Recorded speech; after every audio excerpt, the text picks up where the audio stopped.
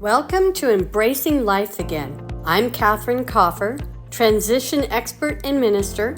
Together, we'll break through life's toughest barriers, rediscover joy, and start dreaming again.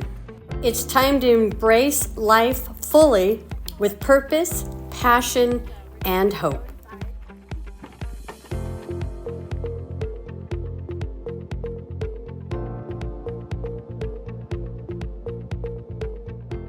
Welcome to Embracing Life Again. I'm your host, Catherine Kaufer, where we bring inspiration through transformation. The purpose of our show is to inspire women to find more balance, to feel a sense of freedom, to choose joy and dream again as we collectively stand in our power, getting you unstuck in your trauma and loss to experience joy and dream again. So you might see I have a little different background today. I got my hair done. Today is going to be a solo show, and then you will have the adventures of Theo and Zebby. So I've gotten a lot of comments that people want to know more of my story.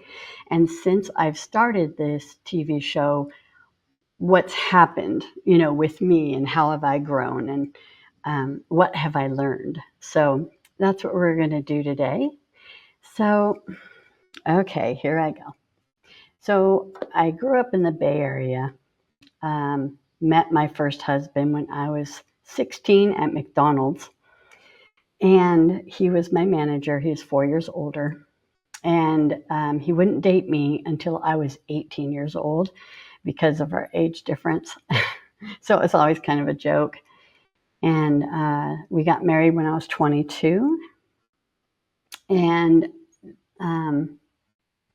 as all marriages, ups and downs, greats, and so we learned a lot. I learned about each other, myself, and then we grew together. And then I had two girls. When I was 27 and when I was 30. They're both premature. They both were a month early.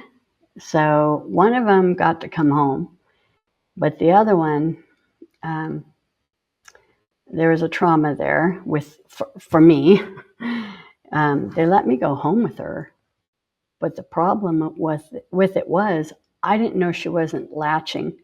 And being 4 weeks early, they don't always have the sucking power. And I didn't understand that until one day I'm holding her, and then I'm like, I can't get her to wake up. And it was so scary. So I called the doctor, and he goes, get her in here right away. So I brought her in, and he was getting worried. He couldn't wake her up either. And so he says, okay, let's try this. So he takes a dropper, and he just keeps dropping little tiny drops of formula the whole time. And all of a sudden you see her wake up. He goes, I know you didn't mean to, but she was starving. And he goes, because she wasn't latching. I'm like, oh my gosh. That was so traumatic for me. I had no idea that I almost lost a child if I didn't figure out that, okay, I gotta take her back. And then she had to be under lights, and her liver was malfunctioning, and it was a big thing. All the while at home, my mom is with my oldest daughter, and she was 3 at the time when her sister came along. And then my husband and my mom got in a fight. It was a really stressful time. So my mom leaves, and I'm in the hospital with my daughter, and they're teaching me I have to breast pump and feed her every 2 hours with a dropper. So that was fun. So that was not a really fun time, and I think my daughter kind of remembers that because I don't know if it's come from the trauma or it was middle school, but she became anorexic. And we kind of knew it, right? So we'd feed her anything she wanted. Just eat. But she always had a dysmorphia about her body and being anorexic. So then she became suicidal. And this is when she's a teenager. And she's like, I need to go away. You need to send me away. And so she goes away to a all-girls camp in Idaho, and she learns a lot. She's with other girls that have eating disorders or are cutters or suicidal. So she gets great therapy, but she's gone for a whole year. And when this happens, her older sister is in college. So she's feeling neglected because we keep going back and forth to Idaho to visit. Her name's Megan. So Janelle is now feeling neglected, and probably because, and there I learned, I had no idea what it was called, but it's called broken wing syndrome. And that's what from the trauma of almost losing Megan, she became my little bird, right? And I became very codependent with her.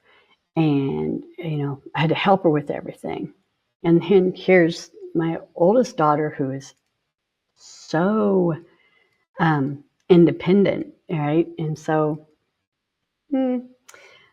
we found out that she was feeling, left out. And so as parents, we don't know what we do until we look back and go, oh, right? We don't mean to mess up our kids. We don't mean to do anything. So that was life changing. Bring her home. So she's better. She's gained weight. All her psyche is better, but she still has dysmorphia. So she would still tell you today, I'm fat. Like, oh my goodness. So I don't know. So she has that struggle all the time, I guess, that they say once you have that, unless you're using the tools all the time, it's really hard to get through it. And I know I had some dysmorphia because my mom, love her, but she always competed with me when I was a kid. And she always made me feel less than. And I think it's because it made her feel better about herself. So she was always competing with me with weight, with what we looked like. And so I have a little of that myself, right? So I'll go into that later. So both girls are in college. It's 2015. I'm a realtor by trade, so I'm with my buyers doing a buyer presentation at my office, and I get a text from my husband saying, hey, going for a ride. He was a cyclist. That was his passion. He just felt his freedom when he rode. So I always knew something would happen to him riding his bike. What you don't know, okay, wait, I'll finish that story. So as soon as I say, sure, I'll pick you up at your friend's house. He wasn't looking on his phone at the time, but it was amazing that when I pressed send, that was the time he was struck by a car. He was T-boned by a car who ran the red light. And I had people reenact the scene, and they're like, he never knew what hit him. So that's a good thing. He was brain dead instantly. He was helivaced to John Muir Hospital. still not knowing what had happened. I get a call at 6 p.m. I wasn't supposed to pick him up till 7, so I'm not thinking there's anything wrong. And John Muir calls and says, is this Mrs. Kaufer? I said, yes. And she said, is your husband George Kaufer? I said, yes. She said, he's been in an accident and we need you to come to the hospital. Can you have someone pick you up? Because we don't want you, panicking and getting in an accident while you're coming to the hospital. They always want that. So I call my friend and I said, hey, can you pick me up and take me to the hospital? George has been hit or in an accident. And he was the last person I thought would ever get in an accident. He was so careful, and he always knew where cars were. He always knew what was in front of him, what was on the side of him. So it was so strange. But I found out that he was at a stoplight, right, waiting for it to go green, only a mile from our house. So he is following a Suburban. And Suburban starts going. So you're thinking it's all clear, right? So he starts pedaling, and the Suburban backs up because they see this gal not stopping. Thank God, because they had 3 kids in their car. And the reason I just shudder is because those 3 kids saw her hit the gal that ran through the red light, hit George, him, go through her windshield, bounce off her car, fly 100 feet. His bike flies 200 feet. And even the driver, I can't imagine her dreams that she has. Because I still remember seeing him in the hospital still. So I can't imagine. And I've done my forgiveness, and I knew it wasn't on purpose. But boy, did I want to try and make it on purpose. It's Cinco de Mayo, right? I'm hoping, maybe she was drinking. I was hoping there was some explanation why the heck she would run that light. She just wasn't paying attention from what they said. Anyway, so I get to the hospital. I have called all my friends to pray. I've called all my family. All of his friends come to the hospital. My family comes to the hospital. We're all there. The police officer comes and says, are you Mrs. Kaufer? I said, yes, I am. She goes, I need you. Can you come into this room? I'm like, okay, can I take my brother? So I brought my brother in. And she goes, I need you to sit down. I'm like, no, I've seen too many shows. I know what that means when you say sit down. When you're in a hospital and someone says sit down, you know something happened. And so I sit down and she tells me the story. She says, your husband's fighting for his life. He's on life support. And then she goes, I need to take you to the doctor. So Skip and I, my brother and I, go to the upstairs, go to the doctor, and he goes, your husband's fighting for his life. We have given him everything we can. He was instantly brain dead, and he's fighting. He does not want to be here. So we don't even think he'll make it another half an hour. And I said, but my girls, I'm having them fly from their colleges to see their dad. And he's like, he's not going to make it. He doesn't have the will. He wants out.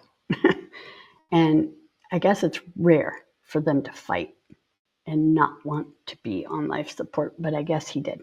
Even the drugs that they gave him to keep him going, it wasn't working. So we finally got permission to go see him, and all of our friends are around. We're all around. And I see him, and I hold his hand. I said, he's cold.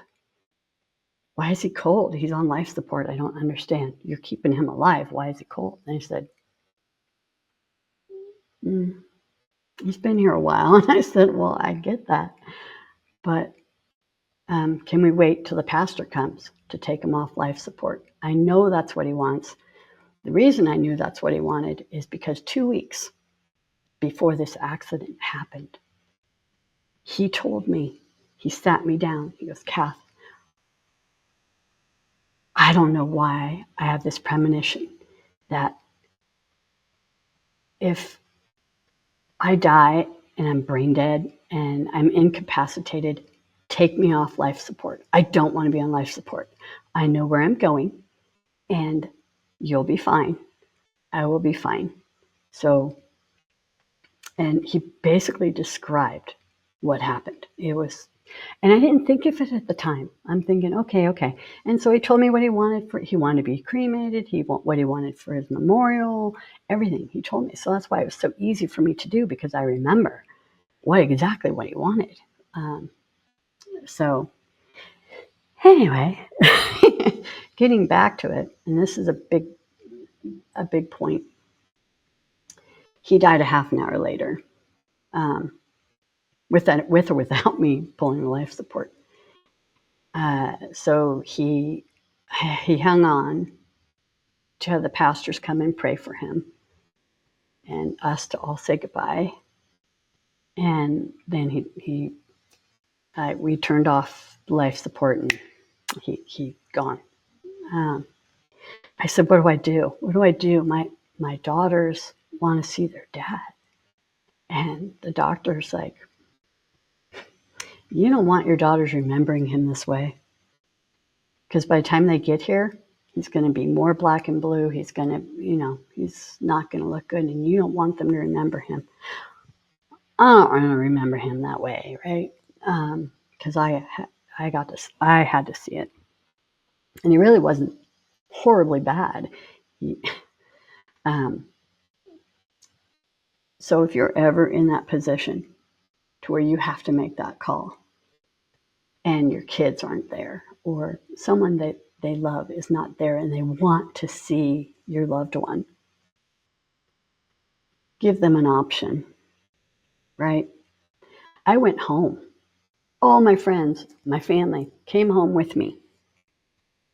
And we waited for the girls to come home. They had no idea. They just know their dad was in an accident, right? So when they came in, I had to tell them, and they just like fell to their knees crying. And so I had one daughter. I said, the doctor doesn't want you to see him the way he is, because they don't want you to remember him lying there. And so one of my daughters was great with it.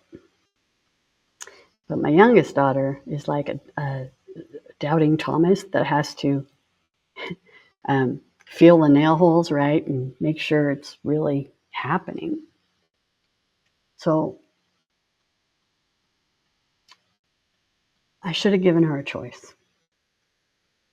So if you have people, and they may or may not know what they need with that, but I knew, right? So that all to say, give people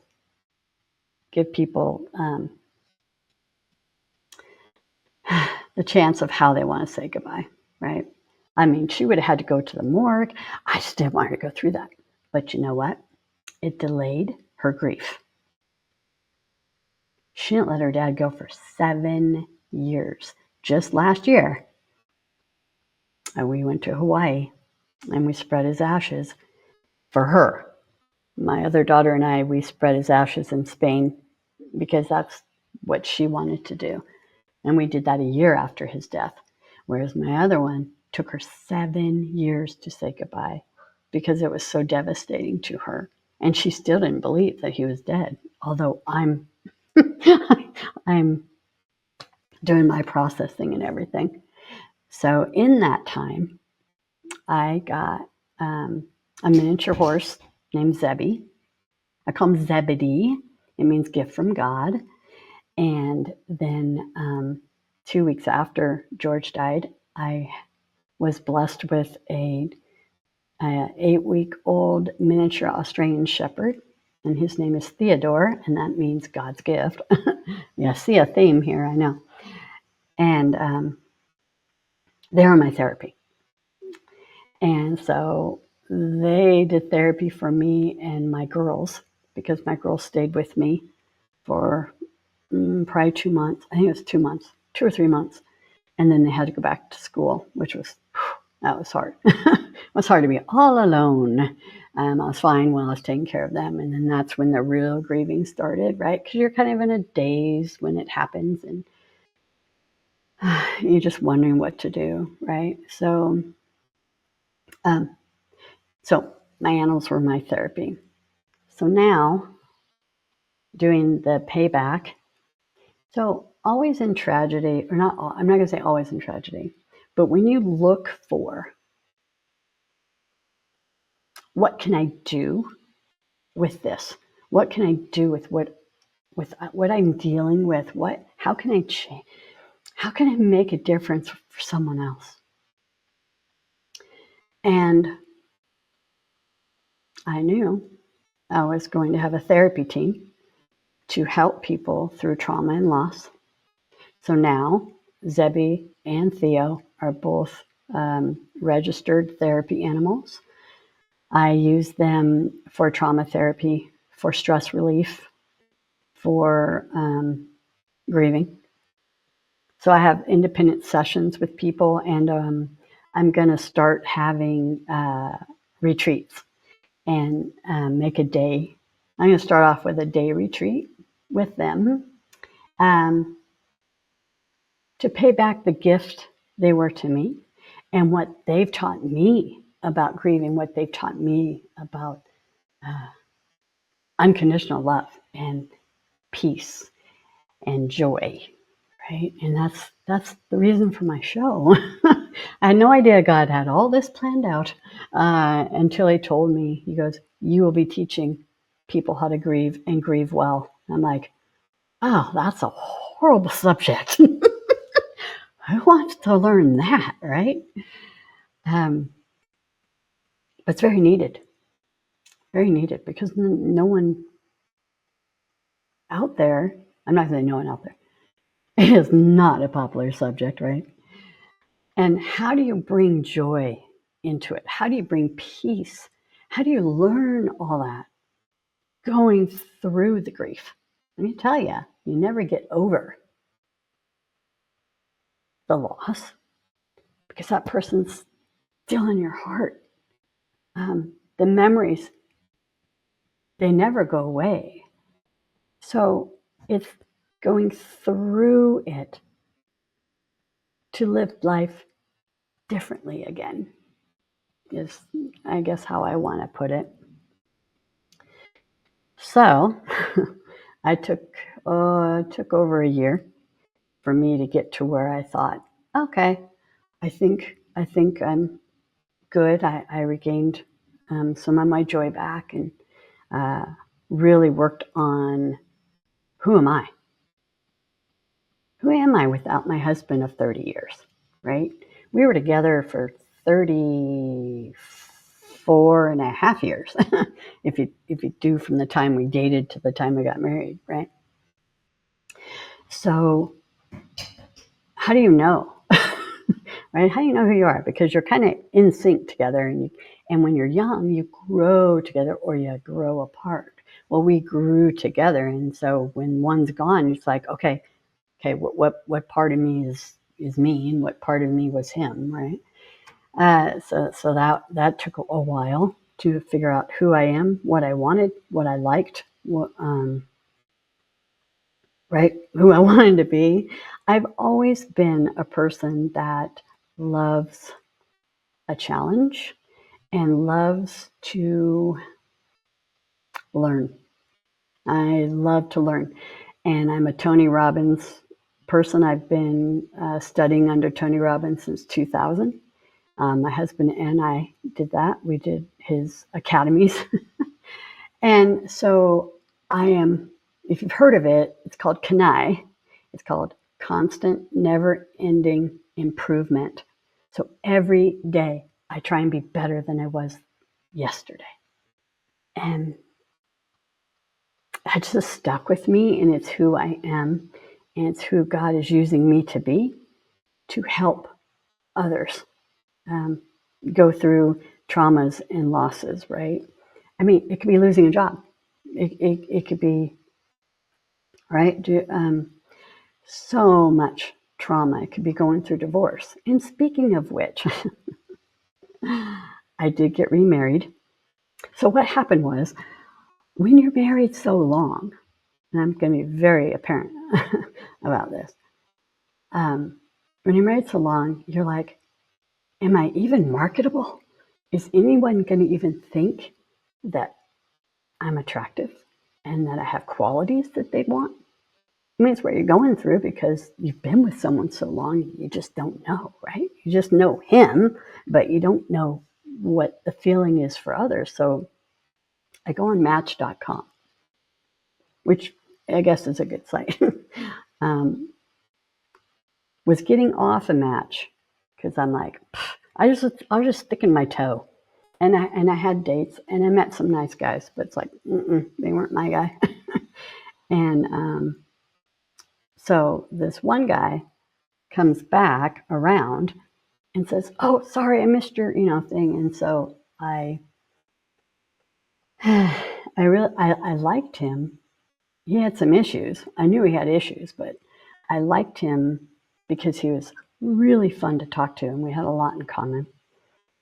And so we were just going to be friends.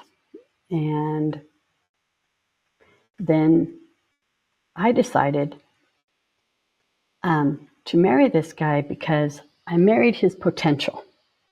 And that's another lesson, and we will talk about that in at another time. You never marry someone for their potential. You have them show you who they really are, and if you can deal with that, that's great. Don't marry them for who you think they can be or who you want them to be. That is the biggest mistake, and that's what happened. I married him, and as soon 6 months after we were married, he goes, "Oh, by the way, I'm bipolar." I'm like, "Oh, great." Oh my God, my world flipped upside down. He would stay on his meds. He was really good about his meds, but that guy was on every frickin' med known to man. He would come home with bags of psych meds. Okay, it was, and then to where he would just be numb. He neglected me. He barely even acknowledged me when I came in the door. It was bad. He had the one where you get really depressed and then so I became his nurse and his purse because he couldn't hold a job. He couldn't. He was a thrill seeker, so he was an extreme sports person, and he had broken like every frickin' bone in his body. So I was like Evel Knievel, and so his first wife left him because he had all these surgeries, and she never knew if he was going to come home dead or alive. Right? Then I get him. And then it's surgeries for everything that had gone wrong from before, right? Ugh. Anyway, I'm like, hey, I knew I probably shouldn't have married him, but I made this mistake and I'm a faithful person. I'm going to make it work as much as I can. 4 therapists later, he just doesn't work on himself. I'm working on me, figuring out, okay, here we go again. What do I want? Who am I? Because of his neglect. And I even asked him, I said, "You did this to your first wife, didn't you?" He goes, "No, I didn't." I'm like, "Yes, you did." And he goes, "Oh, I guess I did." So then he calls his mom, "I screwed up again." And I'm like, "Oh no." So one of the therapists had said, some men who are very testosterone drone, where they're after the chase. It's the chase that gives them the high. Once they've gotten what they want, they don't have to do anything. They're not who they courted you to be, right? They courted you, they were great. You're like, oh my gosh, he's everything. And then even my family goes, what the hell happened? Who is this guy? I'm like, exactly. So I finally didn't want to be in a loveless marriage anymore. And so I made it to where I was okay, and to a point where he would be okay. Because I wasn't just going to kick him out. That's not my heart. I have I have a really good heart. And I can't do that to someone. And so I made sure he had a job. I made sure that he had a place to be and to stay. I even helped him move. Okay. Because I told him, I said, I want to be friends. We're better friends than we are married. So let's just end this, right? Ends up, I couldn't be friends with him anymore. I couldn't be friends. It was too triggering for me. And now Kathy's turned to work on Kathy again. So I went and worked on my codependence, and then was getting my self-love back and knowing I am worth it. I am worth being loved. I am worth being adored. And that's all I wanted. That's all anyone wants, really, is to be loved and adored. Not necessarily adored, but I do. I want to be adored. And so we got divorced. He's gone, working on myself. It's a year later. I hire a dating coach to work on my self-worth, my self-love, so I know I'm not going to attract the same kind of man. Someone who's needy and wanted me to take care of him. He wanted a mommy. I'm not doing that. And I learned very much, do not don't marry for who you think they could be, because you can't change them. And unless they want to change, they're not going to. So I started this program after my divorce, by the way. And what I've learned is, if you put your mind to it, when I was approached saying, hey, people have got to know your story, people have to learn from you and how to do the things that you've done, I'm like, yeah, right. Uh-huh. I hated video. I'm a realtor by trade. And I was supposed to be doing 60-second, videos for my real estate. I wouldn't even do that. And then they want me to be a TV show host. Funny, funny, funny. Well, God is funny. So I had the gal that wanted me to be on her network teach me how to be a TV show host. And I'm here. It's crazy. Would I have looked back last year and said, oh, you're going to be a TV show host. You're going to help people. Well, I already knew I was helping people because I already had my therapy animals that I was helping people with, right? So now it's like broader, and now it's going to be even broader. So I'm really excited. This year, I'm planning to do over 40 shows. Some will be in studio, some will be on location. I'm really excited about who I have coming up in the lineup. You will have a lot of fun. You will learn a lot. And I am getting my dating coach on for any of those that have to I gotta tip my toe in that water again. It's like, oh, and oh my gosh, I'm 61 right now. It's 2025. Boy, is the dating scene different, let me tell you. I started dating last Thursday. So in the new year, I started dating. So very, very different than when even, let's see, I was married 5 years to my second husband. So even different from 2018. Different. 2025 is way different. It's like, so anyway, we will discuss that later. So, thank you so much for being on my show. Don't forget to wait for Zebby and Theo's adventures coming up in a minute. And I will see you next Wednesday for my live show for Embracing Life Again.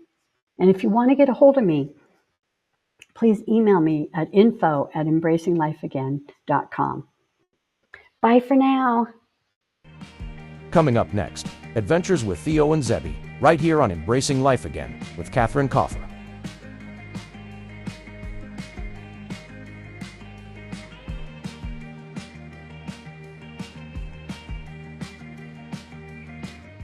So I'm surprising Zebby. It just rained and he's eating.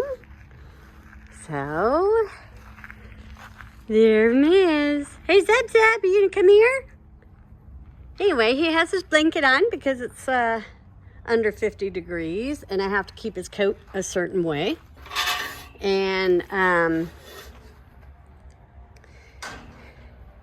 so usually he neighs at me, but he's like, I'm eating, Mom. Hi, sweetheart. So today is training day. We're going to be training. So every week, I bring his trainer out and we work on different things for him. Today, we're probably going to be doing carting, right? So I'm trying to teach him to cart. So he'll be in a harness and he's learning to move in rain. We don't have the cart on him yet, but so I will show you the training involved in that. See you soon. Okay, so it looks like Zebby is getting hooked up and we're gonna practice long reining him today. See different pressures, see what he likes better than others for the training. So we're going to lunge Zebby to get him warmed up before we put the surcingle on him. And I'm trying to be still so you guys can really see what's happening. And that's my trainer, Amanda. So we train every Thursday if we can, if I'm not traveling. So he's so well trained, let me tell you. But I've spent hours and hours and hours on this little dude. So I just wanted you to show you what lunging looks like. And all it is getting him warmed up in a circle, and then she'll turn him around to go the other way. And then I'll put the reins on him and we'll show you what long reining looks like, getting him ready to pull a cart. Amanda, what are you doing with him right now? So this is long reining, and I'm able to teach him how to be sensitive to reins. Obviously, we can't ride him, so this is the next best thing. Trying to keep him nice and straight without any arguments. And I'm in a position where he can see me, so he's more relaxed instead of being behind him like I would in a cart.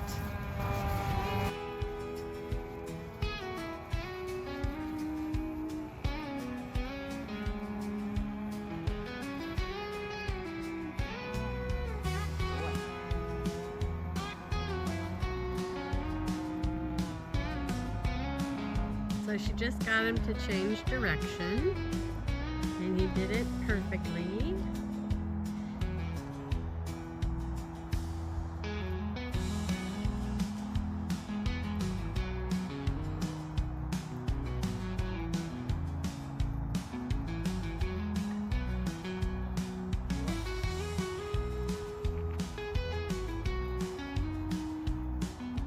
So you're still on his side, right? Yep.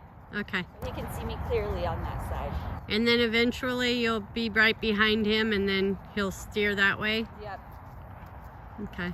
Good boy. So she's moving him again, making him go straight.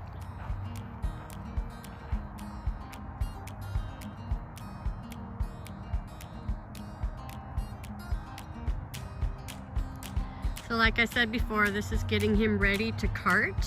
He has never pulled a cart yet, but we want him just really comfortable and knowing what we want him to do before he starts pulling anything, because we don't want him hurting himself or anybody else.